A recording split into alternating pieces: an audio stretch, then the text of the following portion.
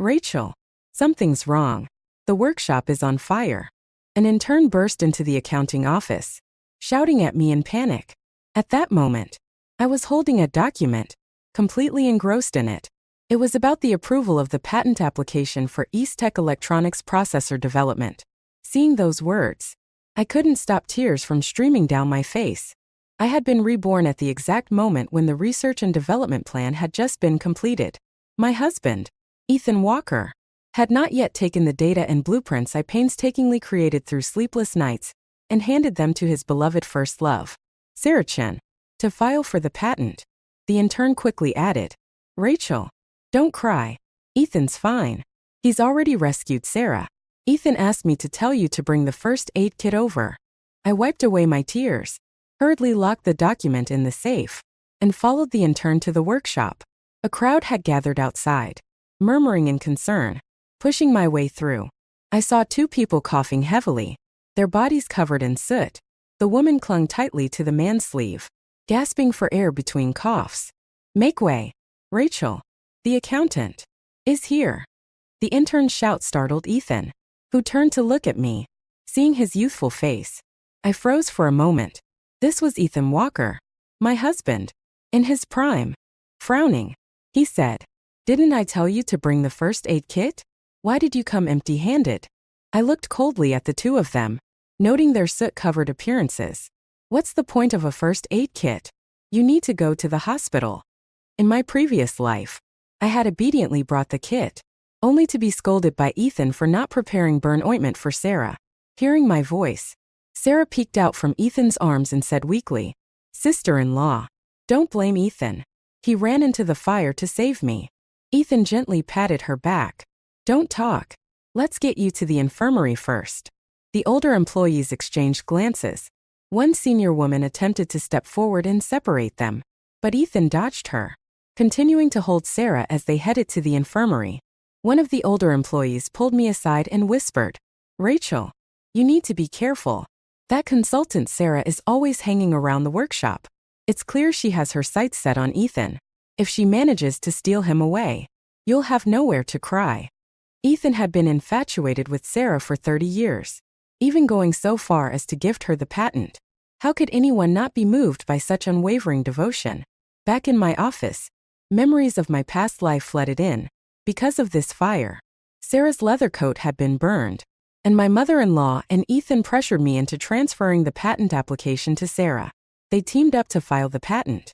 Building their startup on the technology, they rose to prominence effortlessly, eventually becoming renowned tech entrepreneurs, even gracing the cover of New York Business Weekly.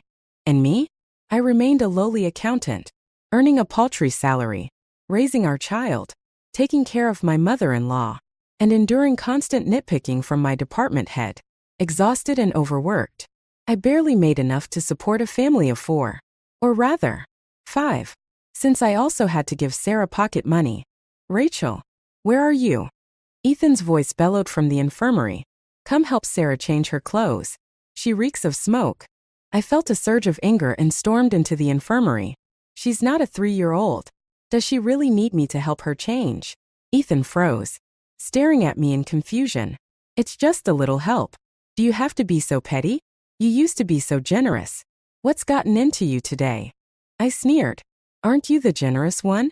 Why don't you help her yourself?" Ethan's forehead twitched in frustration. "Rachel Lynn, what nonsense are you talking about? Sarah and I are innocent. We've been married for so many years. How can you still not trust me?" From the inner room, Sarah's sobbing grew louder.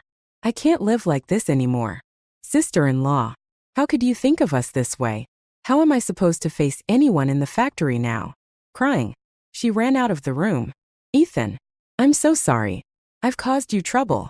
I shouldn't have come to your factory in the first place. I've lost everything now. Maybe I should just resign and go back to New York." Sarah sobbed, her voice trembling. "Ethan, you have to complete that project for me." As she spoke, she tried to run out of the infirmary, but Ethan grabbed her arm and stopped her.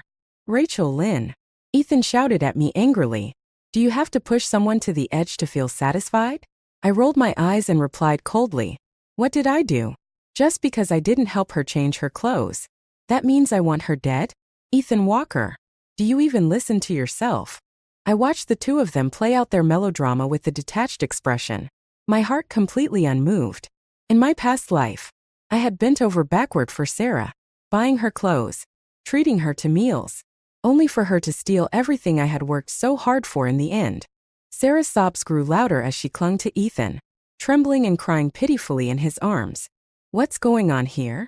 I turned to see my mother-in-law walking in, holding my 8-year-old son by the hand. Her face was dark with anger. Ethan, why are you holding Sarah like that? Let go of her this instant. The two of them hurriedly separated, looking flustered. Ethan quickly explained. Mom, if Sarah hadn't run into the fire to save me, I wouldn't be standing here right now. I snorted. Who saved whom? Exactly? Back in the workshop. She said you ran into the fire to save her. Now it's the other way around? Looks like you two didn't coordinate your story very well. Ethan's face darkened as he glared at me. Rachel, what's wrong with you today? Why are you constantly targeting Sarah? Didn't you promise to trust me when we got married? I turned cold. Ethan Walker, what more do you want from me? I gave this family 30 years of my life. Writing your reports, raising your children, managing your household, and you still handed everything I worked so hard for to someone else. You even made our kids think it was the right thing to do. Suppressing my fury, I turned and walked out. Rachel, Ethan called after me.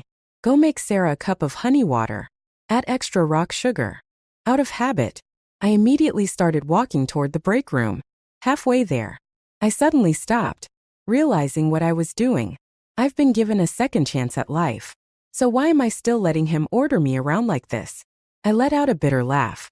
30 years of habit had etched itself into my bones. Still, I found myself carrying the honey water back to the infirmary. When I walked in, Sarah had already changed into a clean leather jacket. Seeing her in it made my blood boil. Sarah, that's my new coat. Who told you to wear it? Ethan replied impatiently. I gave it to her. It was just lying in my office. And it's brand new. Your clothes are all cheap knockoffs anyway. Sarah isn't used to wearing that kind of stuff. That jacket was a designer piece I had saved up for 3 months to buy. And he had just given it away without a second thought. Ethan didn't even spare me a glance. Focusing instead on the cup in my hand, he frowned. Didn't I tell you to add more rock sugar? How is she supposed to drink something this bitter? Go make another one. Sarah tugged lightly at Ethan's sleeve and said gently, It's fine. Ethan, Rachel's already done so much for me today. Ethan's tone softened as he replied, It's no trouble at all. She's just an accountant. What else does she do all day besides crunch numbers? Making another cup of water is nothing. Here, drink this to warm up. Sarah accepted the cup with a smug glance in my direction, her expression brimming with triumph. Ethan, on the other hand, didn't even glance my way. Rachel, Sarah's leather jacket is still inside. Why don't you wash it while you're at it? Oh, and don't let Sarah go back to the dormitory tonight. She can work overtime in my office. Make sure the cafeteria prepares extra dishes. She's my savior. After all, you need to properly thank her. The two of them casually sat at the desk, discussing work like nothing had happened. My anger bubbled up, like water about to boil over. In my previous life, how could I have been so blind? How did I fail to notice the way they exchanged glances and played out their little drama? I grabbed the documents on the desk and slammed them onto the floor. Overtime? Let's see how you work overtime now. Papers scattered everywhere. Both of them froze, staring at me in shock. Just then, my mother-in-law rushed in, holding my son by the hand, her face full of disbelief. Ethan quickly stepped forward, putting his arm around my shoulders. His tone softened. Rachel, what's wrong? You've been acting strange all day. Did the factory cut your department's bonus again? Don't worry. If there's an issue, just tell me. That same old act. He always played the concerned husband whenever I was at my breaking point, making me believe that I mattered to him. And for 30 years, I fell for it. I shook off his hand and replied coldly, Nothing's wrong. I just can't stand watching the two of you flirt in public. Ethan sighed and tried to hold me again. Since when did I marry such a jealous little wife? How did I never notice this before? The room fell silent. I raised an eyebrow and looked at Sarah. who predictably looked pale and uncomfortable. My mother-in-law, clearly annoyed, waved her hand dismissively. All right. Enough. Stop being so clingy in front of outsiders. Meanwhile, my son giggled. Daddy's sweet-talking mommy again. So cheesy. I turned and walked back into the office, grabbed Sarah's soot-stained leather jacket, and tossed it out the door. Sarah's face turned bright red. She glanced at Ethan, then quickly picked up the jacket and slinked away. That evening, I was staring blankly at the patent application when I overheard my mother-in-law and Ethan talking outside. Your wife is getting more and more out of hand, my mother-in-law complained.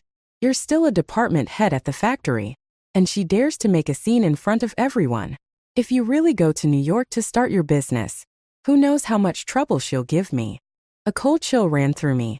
In my previous life, I had always felt indebted to the Walker family because my mother-in-law had helped me get a job at East Tech. I bent over backward to please her, never letting her do any housework and making nourishing soups for her every day. In 3 years, she hadn't washed a single dish. And yet, in her eyes, I was nothing but an ungrateful freeloader. I heard Ethan reply, Mom, Rachel isn't like that. She's just in a bad mood today. Don't hold it against her. Don't defend her. My mother-in-law retorted, You know as well as I do. She's lucky you married her. Otherwise, she'd still be working at the market, doing calculations for a few pennies. Her life would have gone nowhere. And besides, she added, she should be grateful to contribute to your patent fees. It's a blessing for her to support you in this. I pushed the door open and stepped out, staring coldly at both of them. Ethan looked embarrassed, while my mother-in-law glared at me. Suddenly, a wave of dizziness hit me. My vision blurred, and everything went black as I collapsed to the floor. When I regained consciousness, Ethan, my mother-in-law, and my mom were all gathered around the bed, smiling down at me. Still groggy, I looked up at them. Ethan's face lit up with excitement. No wonder you've been acting out today. You're pregnant. My mom laughed. I know my daughter. She's always been so well-behaved and sensible. She wouldn't even argue, let alone shout. She'd get scared if someone just raised their voice at her. Isn't this because you're pregnant? That's why you're acting so impulsive, Ethan said, letting out a sigh of relief. Thankfully, it's just that. Otherwise, Sarah might have accused us of harassment. Pregnant? I froze. This was around the time I was supposed to be carrying our second child. Our son was already 8 years old, and now there was another one on the way. But how would I apply for the patent like this? How would I start the company? I touched my stomach and remembered the disdainful looks my children gave me in my past life. Gritting my teeth, I thought, maybe this child isn't meant to be. My mom gently patted my head. Where's the patent file? Go get it. You won't be using it anyway. Ethan spoke softly. Rachel, you don't have the energy to handle this patent right now. Why not give it to Sarah? She's been working on this for years. It's perfect for her. My heart turned cold instantly. No, I said firmly. If you dare to give her the patent, I'll divorce you. Before I could finish speaking, my mom slapped me across the face. You ungrateful girl. How dare you talk like that? Ethan spoils you too much. Pregnant or not, I'll still slap some sense into you. Tears welled up in my eyes as I demanded. Why? Why can't I apply for the patent? Why do I have to give it to someone else? My mom's voice grew louder, piercing through my resolve. Because you're a woman. Because you're a mother. Because you're pregnant with another child. And you still think you can start a business? Who would dare hire you? Women like you shouldn't be out there trying to make a name for themselves. You're a disgrace to all women. Her words cut into me like knives. Even though I was now reborn with 30 years of experience, my mother's words still stabbed at my heart. But this time, the 30-year-old me and the me from 3 decades ago screamed back in unison. So what if I'm a woman? So what if I'm a mother? So what if I'm pregnant? This patent is mine. I researched it, and I deserve to own it. What's so disgraceful about that? I'm proud of myself. I carefully counted the money in my savings account. It was only $1.500, barely enough to cover the patent application fee. But then what about the child I was carrying? Before I could make up my mind, I ran into Sarah in the cafeteria. She approached me with a triumphant smile. lowering her voice as she said, "Rachel Lynn, do you really think Ethan cares about you? Keep dreaming. Ethan only has me in his heart. Why else would he give me all your patent documents? You're just a pathetic loser who'll spend her whole life crunching numbers in this tiny factory. You'll always be nothing more than a worker bee." My chest tightened. I dropped my lunch tray and ran straight to my office, my heart pounding as I searched every corner of the room. I frantically tore through the hidden compartment in my makeup bag where I had stashed the documents, but they were gone. I slumped into my chair, my mind completely blank. From outside, I heard my mother and Ethan talking. "My daughter still hides things the same way she did as a kid," my mom said with a chuckle. "Always in the secret compartments. It wasn't hard to find." Ethan's voice carried a trace of guilt. "Mom, I already gave the documents to Sarah. I was afraid Rachel would get angry if she found out." My mom, unfazed, replied, "That girl is just too stubborn. Even if she managed to file the patent, what could she do with it? She's just a woman. Do you think she can start a company? Run a big business? No, she'd still need a man to handle it. She's dreaming too big. Don't worry. If she gets mad, just say I took the documents." When my family was at its lowest point, the factory my parents worked at went bankrupt. Both my mom and dad lost their jobs, and we survived on the little money my brother made delivering newspapers. My mom was so desperate that she almost took us to jump off a building together. It was Ethan and his mother who saved us. Ethan's mom, who had been an accountant at East Tech for over 20 years, used her reputation to recommend me for a job at the factory. After I started working there, the debt collectors stopped harassing my family. Out of gratitude, my whole family bent over backward to repay their kindness, doing everything to please them. For years, I worked tirelessly for the Walker family to repay that debt. But was I supposed to let them continue to control my life? I refused to be anyone's tool, and I certainly wasn't going to remain the Walkers' workhorse. Staying in this factory would only lead to a repeat of my past life's tragedy. I needed to file for the patent and start my own business. But my mother-in-law was adamantly against it, and my mom would never support me either. As long as they opposed me, the factory wouldn't issue the recommendation letter I needed. Without it, I might not even be able to leave the premises. The thought left me feeling suffocated. After 30 years in being reborn, I had forgotten most of the accounting knowledge I once knew, and the new technologies I was familiar with were now obsolete. If I tried to retake the CPA exam, I wasn't confident I'd pass. This time, I had to take a risk. With that in mind, I waited until after work and snuck into the tech department. Most of the staff were attending the year-end summary meeting, leaving only Sarah working overtime in her office. Standing at the doorway, I shouted, "Sarah, give me back my blueprints. You shameless thief. Did you think seducing my husband would let you steal my patent too?" My voice attracted attention from the neighboring office, and people began gathering to watch. Sarah's face flushed bright red. Furious, she stormed toward me. "You lunatic. What nonsense are you spouting? I'll rip your mouth apart." I swiftly dodged her, kicking her in the process. "Oh, what's the matter? Feeling exposed? Did I say something wrong? Didn't you hug my husband earlier today? Didn't you wear my jacket?" A technician who was close to Sarah glared at me. "Rachel, you're such an ungrateful wretch. If it weren't for Sarah saving your husband, he'd have burned to death today." I crossed my arms and sneered. "Spare me the lies. My husband's been in and out of the workshop for years. He doesn't need her to save him. She just wanted an excuse to grope him and snag my jacket while she was at it." Turning back to Sarah, I demanded, "Hand over the jacket. Now." I marched up to her and yanked at the jacket she was wearing. I didn't care if I looked like a shrew. I was taking back what was mine. Tears streaming down her face. Sarah pulled off the jacket and threw it at me. "Take it. Who cares about your stupid jacket?" I smirked coldly. "I don't care what you wear. Just stay away from my husband. I know all about what you two were up to in college. Now that we're married and have children, you still can't leave him alone? Have some shame." "That's a lie. You're talking nonsense." Sarah was so enraged she stomped her feet, tears flowing uncontrollably. Taking advantage of the chaos, I dashed into her office and headed straight for her desk. I rifled through her drawers until I finally found my patent application documents. Holding the files tightly, I turned to leave, but Sarah chased after me, trying to snatch them back. I held the papers up high. If you try to take these, I'll tear them to pieces. The onlookers began whispering, calling me a thief. I shot Sarah a cold glare. They're saying I'm stealing? Let me tell you, I'm just taking back what's mine. Do you dare show them what this is? I shouted at Sarah.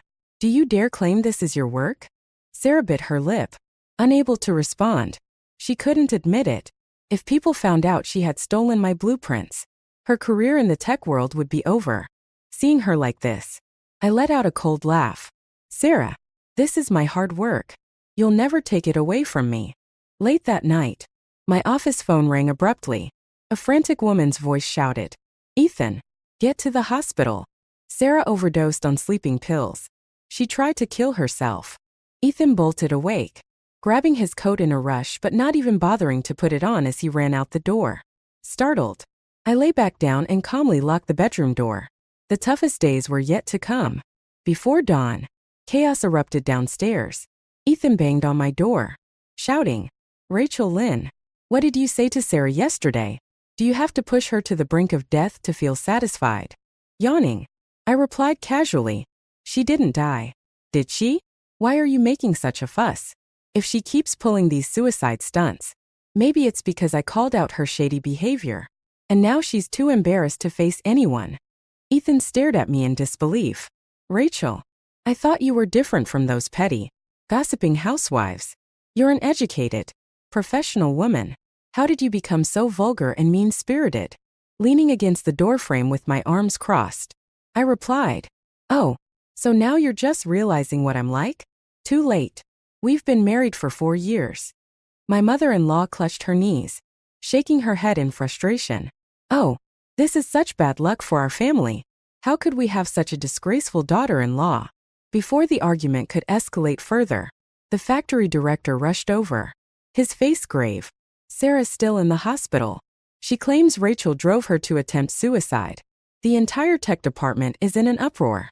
You need to figure out how to handle this. Before Ethan could respond, I spoke up.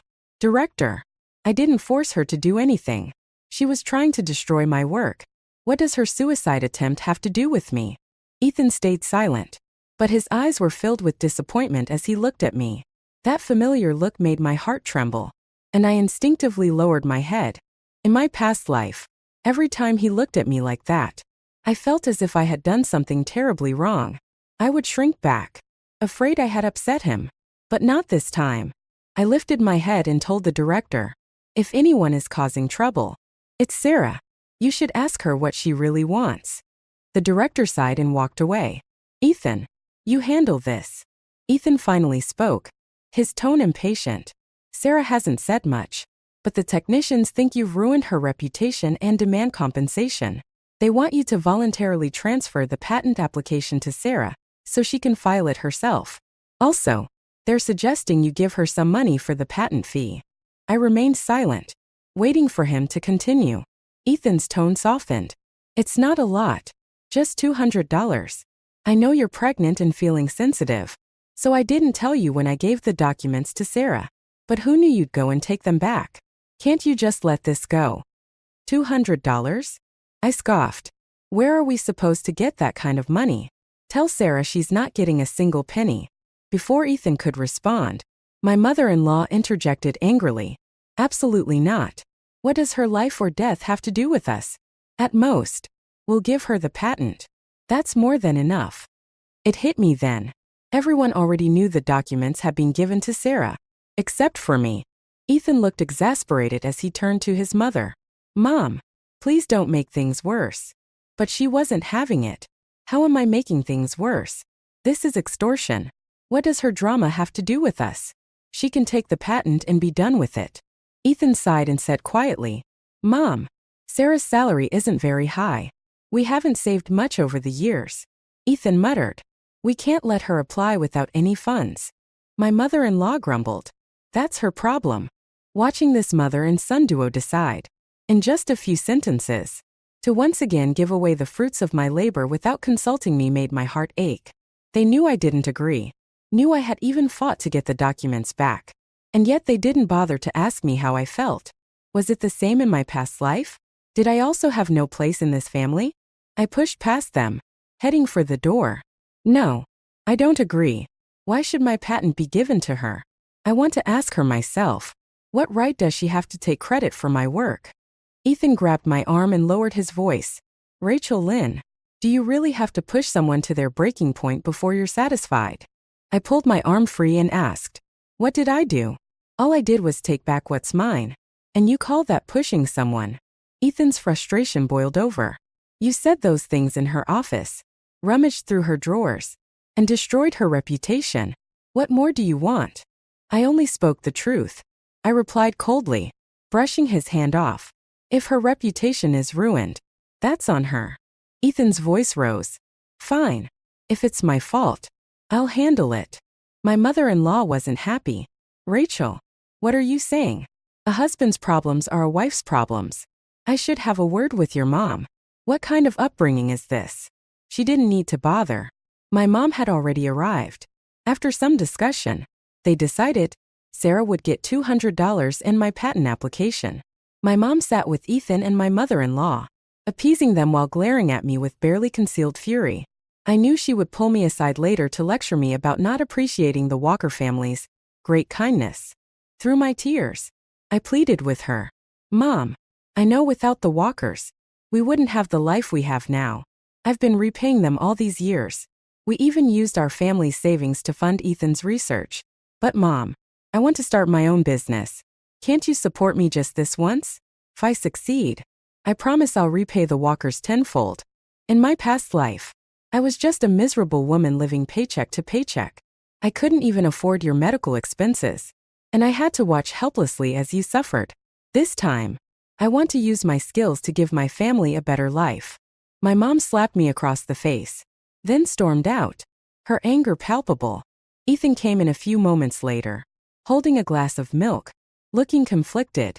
Rachel, I've always known you have a great business mind, but you're pregnant now. Can't you think of the baby? Besides, Sky is only 8 years old. He needs someone to take care of him. Are you really willing to leave him behind to start a business? At that moment, Sky ran into the room, clinging to my arm and whining, Mommy, stay with me. Looking at his innocent face, my resolve wavered. He wasn't yet the ungrateful child of 30 years later. I shouldn't hate him for what he hadn't yet become. I stroked his head gently before turning to Ethan. Ethan, no matter what, I'm going to start my own business. Ethan looked exasperated. When you first researched this technology, you said it was only to help me perfect my product. Now you're saying you want to use it yourself? How can you go back on your word like this? Biting my lip, I stayed silent for a moment before replying. Ethan Walker, you're the last person who has any right to talk to me about keeping promises. Ethan was quiet for a long time. Finally, he walked over and hugged me. Rachel, I'll compromise with you on everything else, but not this. We're already married, Ethan said, his voice softening. If you leave to start a business, leaving Mom and Sky at home, what will people think? What will the folks at work say about you? Be good. Rachel, listen to me. Once Sarah and I succeed with this project, I'll take you to New York to grow together. I know you're the most understanding, right? You've always been so good to me. Don't worry. I'll never forget your kindness. Just take care of the family for me. And I promise I'll never leave you. Now, give me the documents. I looked up at him, a faint cold smile playing on my lips. Ethan looked so devoted. After all, in my past life, he had never left me, but his heart had always been with Sarah. How about this? Ethan, I said, my tone icy. I'll start the business, and you can stay home, take care of the kids, and manage the house. What do you think? His face darkened instantly. What kind of joke is that? You, a woman, starting a business? That's absurd. When he saw me staring at him without blinking, his tone softened again. Rachel, look at any family. Isn't it always the man out there fighting for success, while the woman stays home to raise the kids and keep the house running? If you make me a house husband, what will people think of me? You're a woman. You should focus on the home. I let out a cold laugh. A woman can't start a business? Then why did you give my documents to Sarah? Ethan's face flushed. shifting between pale and red. But he couldn't muster a reply. Reaching out toward me, he said, "Rachel, why are you being so stubborn? I've tried reasoning with you, but you won't listen. Please, stop this nonsense and hand over the documents." "Okay." I stared at him coldly. "Either let me start my business, or we get a divorce. Your choice." Ethan froze, his eyes wide with shock. "Rachel Lynn, are you insane? We're living a good life. Why would you talk about divorce?"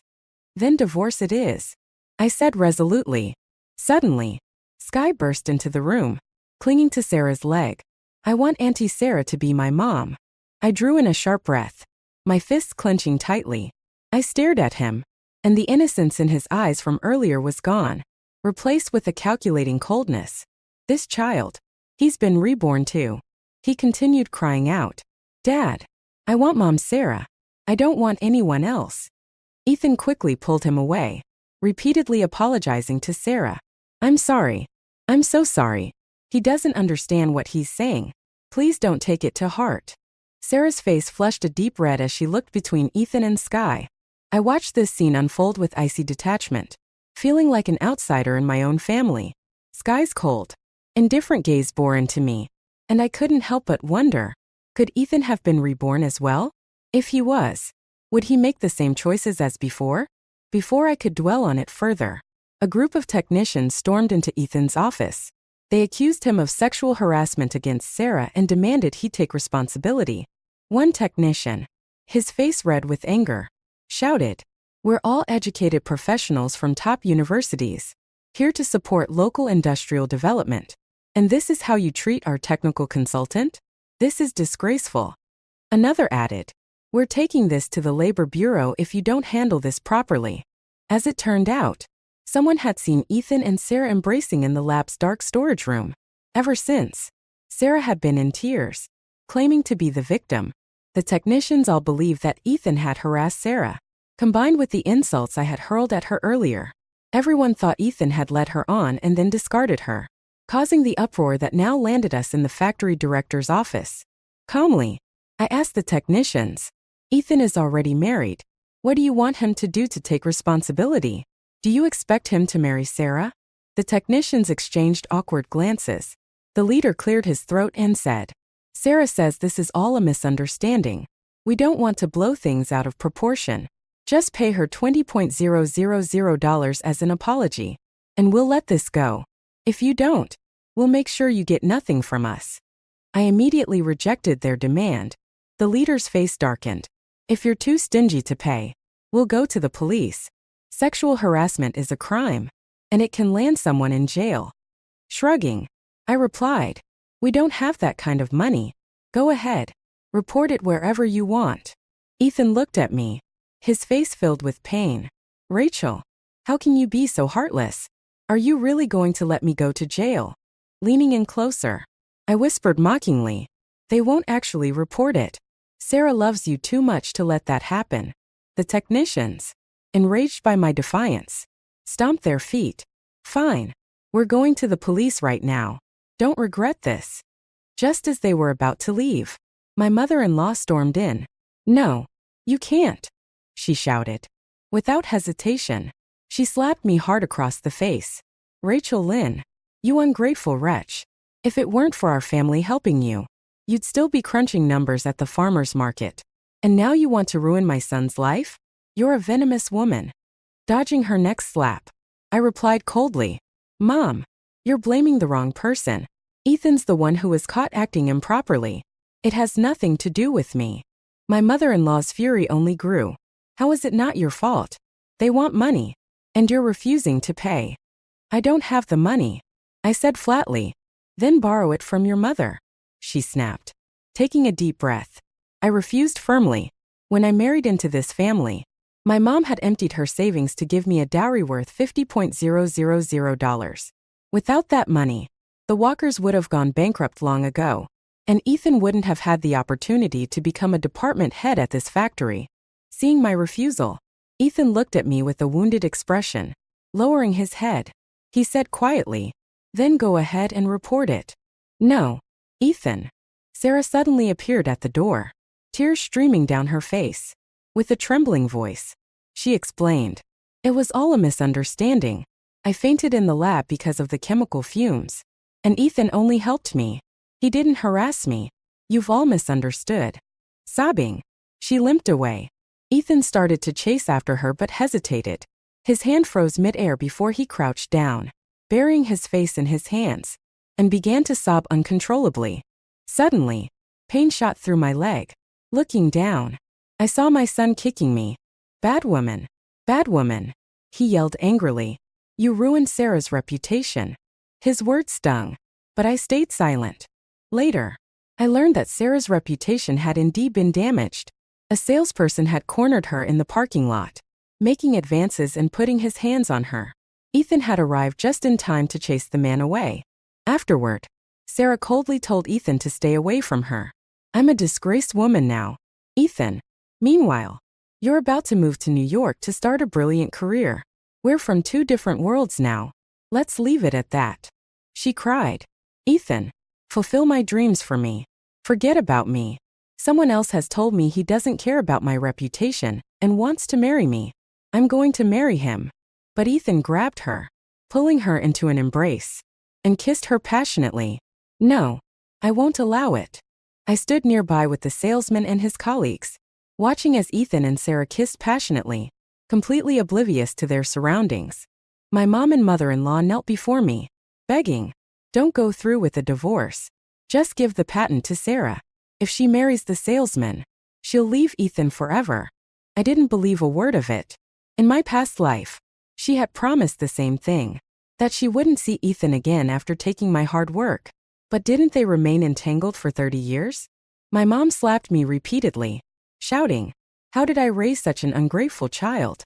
You're already a mother, yet you're still obsessing over starting a business. What will happen to this family if you leave? Where will you find another man as good as Ethan?" "Rachel, listen to your mom. I'm only thinking of what's best for you. Don't act out. Think of the baby you're carrying." But I didn't need to think about it. The sharp pains in my abdomen told me everything I needed to know. The herbal medicine I had taken was finally working. Looking down, I saw blood pooling at my feet. My son's expression shifted into something complicated, a mix of confusion and calculation. I smiled at him, but this time, nothing could hold me back. In the end, I divorced Ethan. My mom sighed as I packed my belongings and moved back to my childhood home. 2 weeks later, I sold all my jewelry, scraping together $10,000 as seed money. Armed with my patent application, I left for New York. On the day I departed, no one came to see me off. Yet my heart burned with determination. The path ahead was daunting, but I had no regrets. That journey lasted 10 years. A decade later, I returned to East Tech Factory with armed bodyguards at my side. After arriving in New York, I didn't start a traditional business. Instead, I organized my memories from my past life into technical blueprints and pitched them to venture capital firms. Over those 10 years, I helped revolutionize China's electronics industry, avoiding countless pitfalls, developing new display screens, improving circuit boards, and designing microprocessors. Ironically, these innovations were the same technologies Ethan had been working on all those years ago. I had secretly recorded the details from his research during my past life. Over 3 decades, I had witnessed the explosive growth of China's electronics sector and memorized every pivotal moment. I provided clear directions for others to follow, paving a path for the industry to flourish. I became the youngest woman in the country to hold the most patents, recognized as a leading entrepreneur in high-tech development and a key figure in national innovation programs. When I saw Ethan again, I expected him to have achieved the same success as in my past life, where he had become a chief engineer. Instead, he was just an ordinary technician with 2 children in tow. As it turned out, before he and Sarah could marry, her family demanded $20,000 in dowry and seized his patent documents, handing them all to Sarah's brother. They threatened to accuse him of harassment if he didn't comply. Ethan had tried to rebuild his career, but was overwhelmed by domestic responsibilities. He barely had time to focus on research. Every year, he talked about starting his own business, but Sarah always found excuses to delay him. Over time, His skills became outdated, and he resigned himself to a stagnant life at the factory. Both he and Sarah were trapped, their ambitions unfulfilled. As for my son, he had spent his childhood caring for his younger siblings and serving Sarah, fetching her tea and catering to her whims. When he saw me, his eyes lit up with excitement. He rubbed his hands nervously and looked up at me, saying shyly, "Mom, you're amazing. I saw your name in the Economic Times. I never imagined my mom could be so extraordinary. Are you here to take me with you? I've already packed my things. We can leave now." I shook my head. I have a company to run. I don't have time to take care of a child. Besides, you're in the perfect place to enjoy watching your dad and Sarah live their sweet little life together. His face fell in utter disappointment. "Mom, can't you see what kind of life I'm living here? I can't take it anymore. Please, take me with you. I've been waiting for you all these years." I smiled and said, "Isn't this the life you chose for yourself?" My son, clearly furious, shouted, "Mom, you were reborn too, weren't you? How can you be so selfish? You're the one who ruined Dad's future." I let out a cold laugh, choosing to ignore him. Ethan stood before me, stammering nervously, "Rachel, you're back. Do you want to come home for a visit?" I shook my head, declining his invitation. The past 10 years had helped me let go of the resentment I carried in my previous life. Without another word, I turned and walked away. Behind me, I could hear Sarah and Ethan arguing. When I arrived at my childhood home, I saw my mom, her hair now fully gray. "Mom," I said, "I'm back. These past years, I've been doing well. See, I didn't need a man to make something of myself." Tears filled her eyes as she said, "I'm sorry. Back then, I nearly destroyed you." I hugged her tightly. "It's okay. Mom, you only wanted the best for me. In your generation, you believed that marrying into a good family was the best future for a woman. But look, Mom, women can stand on their own. Being reborn didn't mean I wanted revenge on those who hurt me. It meant I could live a better, brighter life." Ethan's perspective epilogue. The day I woke up in the hospital, everything was blurry. At first, I thought I saw Rachel's silhouette, but when I opened my eyes, it was Sarah, holding our youngest daughter and crying. Then it hit me. I had cancer, and my time was running out. The hospital room was silent except for the rhythmic beeping of the monitors. Each beep felt like a hammer striking my chest. When had things gone so wrong? Maybe it was the day of the fire. If I hadn't rushed into the flames to impress Sarah, Rachel wouldn't have taken back her patent. If I had been more careful and not let anyone see Sarah and me embracing in the lab, everything might have been different. It's ironic. At the time, I thought I was clever, thinking I could have it all. But one misstep ruined everything. Over the years, whenever I saw Rachel on TV, I felt a pang of regret. That woman, who fought her way to the top in New York, known as the mother of Chinese chips, and hailed as a tech innovator at international conferences. Was that really the same Rachel who had once been my wife? Sarah admitted to me one day that the patent she took had always been Rachel's work. Her research, her designs. I had been blind, believing that Sarah was my true love, and I even helped her steal Rachel's hard work. My son entered the room, glaring at me. "Dad," he said coldly, "do you know why I've always hated you?" I closed my eyes weakly. Of course. I knew. In our past life, you and Sarah conspired to take everything from your mom. You forced her to stay home and take care of the family while giving all the credit to Sarah. My sister and I even joined you in belittling her.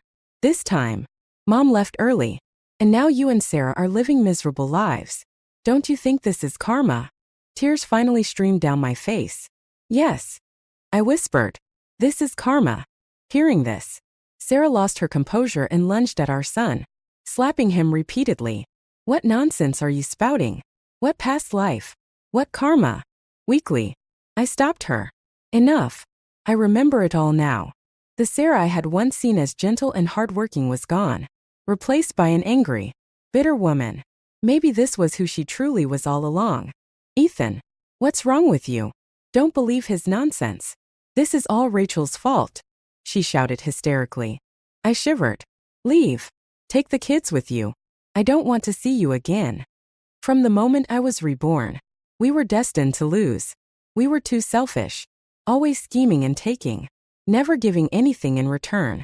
I closed my eyes, and Rachel's figure came to mind. The way she had walked away that day, wearing a simple white dress, her back straight and unyielding. She never looked back. Now, I realized she was right to leave. The room fell silent again. I knew my time was short. Let this life end in regret. Rachel, I'm sorry, I whispered. Now I understand. Some people, once lost, are gone forever. The monitor let out a long, continuous beep.